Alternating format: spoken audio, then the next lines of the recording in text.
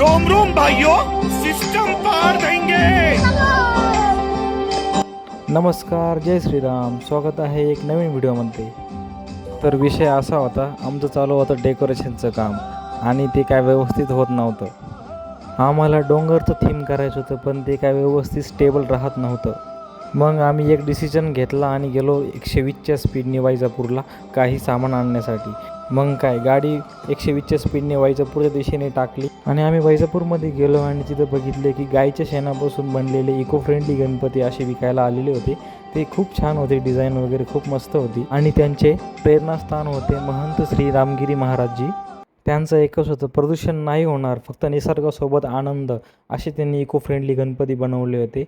त्या मूर्त्या दिव्यांग आणि अनाथ मुलांनी अतिशय काळजीपूर्वक बनवल्या होत्या. अतिशय छान अशी डिझाईन त्याच्यावर होती. सर्वांनी आपल्या घरी इको फ्रेंडली गणपती आणा.